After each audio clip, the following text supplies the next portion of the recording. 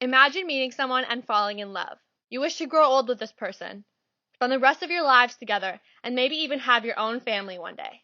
The only thing that sets you apart is that you are a part of a same-sex couple.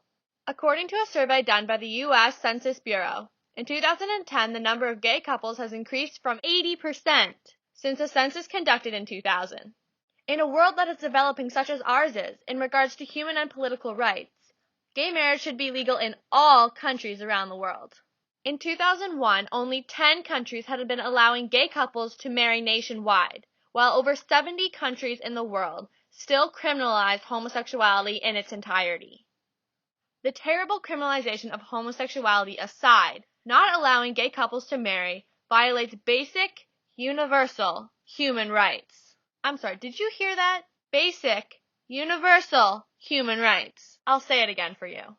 Basic, universal human rights. In the Universal Declaration of Human Rights, Article 2 states that everyone is entitled to the rights within the Declaration without distinction of any kind. Now, I don't know about you, but I think denying someone rights given to all others based on their sexual orientation is clearly a distinction made by all the governments around the world that still haven't legalized gay marriage. One of these rights that is to be given to everyone without distinction pertains to marriage, with Article 16 stating that any man or woman of full age, without limitations on creed, nationality, or religion, has the right to marry and start a family. This blatant disregard to the rights that should be guaranteed to all should not be allowed to be constitutionally embedded into the legal systems of many countries around the world.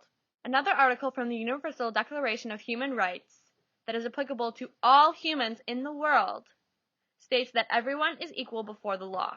The very fact that gay men and women are unable to marry presents them as being unequal to other citizens, creating injustice within society.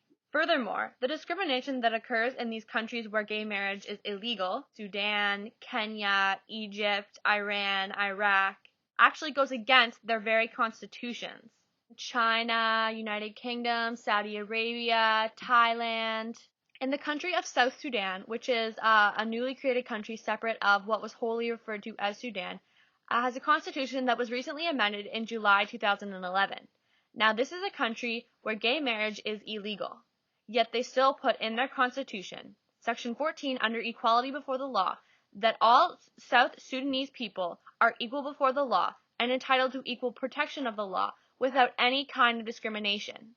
Now you think that that would mean that gay and lesbian citizens of South Sudan would be allowed to get married, as there is no discrimination and all are equal before the law.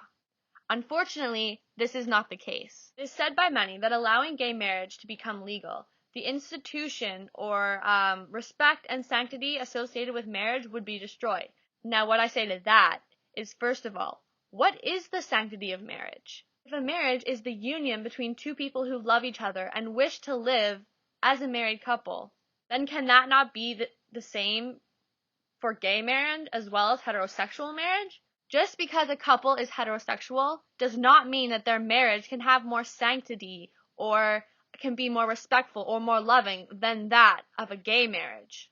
Another reason that people may oppose gay marriage is because of the implications it will have on the procreation in a marriage. There are many different resources available to those couples that cannot have children, surrogacy, adoption, in the world. In fact, currently in the world, there are between 143 million and 210 million orphan children. The legalization of gay marriage could even have a positive effect, depleting the amount of orphan children there are in the world.